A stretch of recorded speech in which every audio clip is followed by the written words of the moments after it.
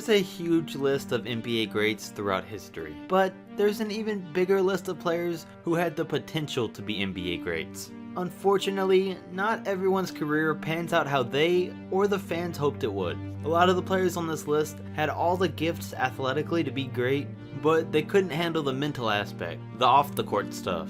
I didn't include any players on this list whose careers were majorly affected or ended by injuries, because that might have been wasted potential, but they didn't have the control over it. But these 10 players did. This list is in no order, and there's definitely room for a part 2, so let me know if you want to see that, and let's get into it. With number 10, Eddie Griffin. Eddie was a 6'10" power forward and was a star in high school, winning a championship in his junior and senior season and getting named National Player of the Year. But a fight with his teammate with 3 weeks left until graduation got him expelled from his high school. And in his freshman season at Seton Hall, he got into another fight with another teammate, so he left the school. And instead of picking a new one, he instead entered the NBA draft. He definitely could have been the first overall pick, but after the fights, teams passed on him, so he dropped to the 7th overall pick. He started out as a solid player until he got an alcohol problem, causing him to get released from the Rockets, and spent an entire year in rehab, then signing with the Timberwolves until 2007.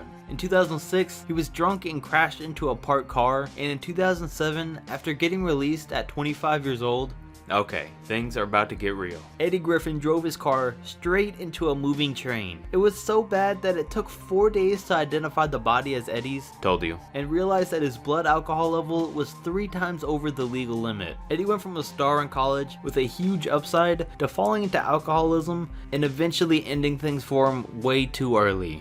Number 9, Lynn Vias. If you see my last video, then you know where this one's going, but if not, Lynn Vias was on pace to be the next to Michael Jordan before ever playing in the NBA. He averaged 23 points and 7 rebounds a game as a 6'8" small forward. But what drew the comparisons for him more than anything was his style and potential. He had the competitive edge, the 40-inch vertical, the shot, and could drive to the basket and dunk on any player just like Jordan. He was the 2nd overall pick in the 1986 NBA draft, but suddenly died 2 days later from a cocaine overdose. He had never used drugs a day in his life, but the one time he did, they stopped his heart and he passed away. He never got to show what he could really do, and we'll never know just how good he could have been. Number 8, Stephon Marbury. Stephon's a former All-Star and was an elite point guard in the NBA at one point. He started out his career down the right path, but attitude problems stopped him from ever truly living up to his potential. Early in his career on the Nets, he averaged 24 points, 7 assists, and 3 rebounds a game in his best season. But his downfall came when he got to New York and constantly got into it with the head coaches. He got Larry Brown and Isaiah Thomas fired from their head coaching positions and caused a lot of the Knicks fans to turn on the entire team. Like most of us know, he'd eventually leave the NBA at 32 years old to go play in China. He's revolutionized basketball in China and was one of the first to start the trend of NBA players going there to play. So if you're looking at the big picture in the world of basketball, he's done a lot for the game. But in terms of the NBA, he's wasted some talent. He averaged 19, 7, and 3 for his career, but he missed out on the back end of his NBA career, and you just gotta imagine he could have been a lot better without all those off-court issues. Number 7, Gilbert Arenas.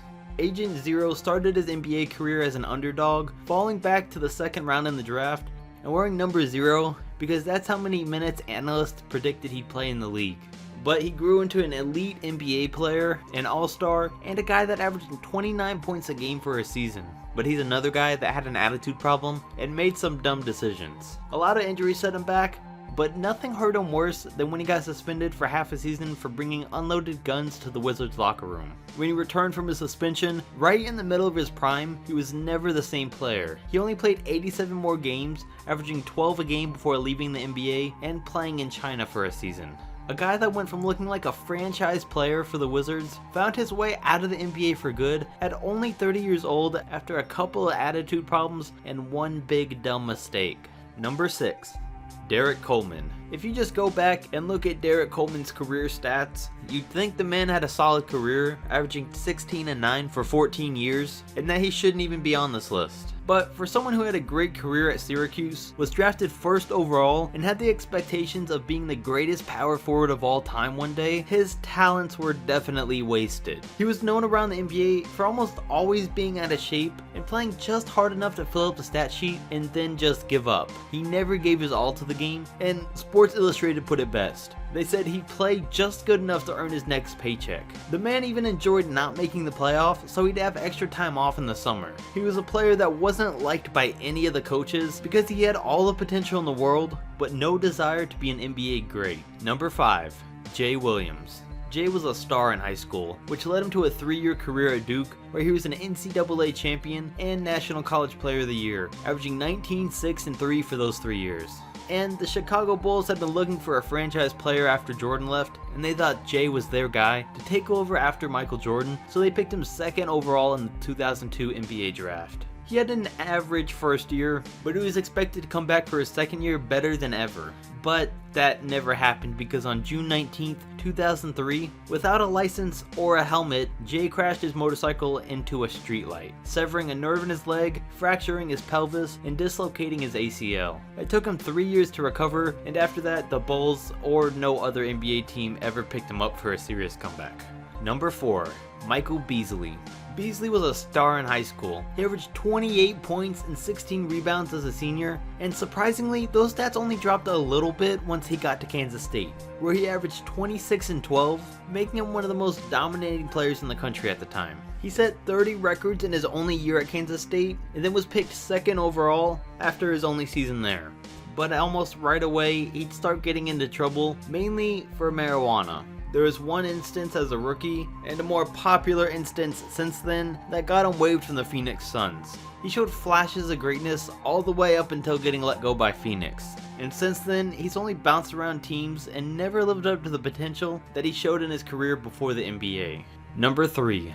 Vin Baker. Vin was another guy that was 6'11 and around 230 coming out of high school. He signed with a small school, and as a senior averaged 28 points, 10 rebounds, and 3 blocks a game. The man could fill the stat sheet, but he could never get his team to a record above 500. But he was still named America's best kept secret by Sports Illustrated, and taken with the 8th overall pick in the draft. He started to look like he was developing into the next elite power forward in the league, but after the 99 lockout season, Vin Baker came back to training camp at 300 pounds, and when his coach smelled alcohol on him, he confessed to his coach that he had an alcohol problem. He said he used to drink himself to sleep after having a bad game, and then he was eventually released. For the next few years, he was never the same player and bounced around teams before eventually not getting picked up.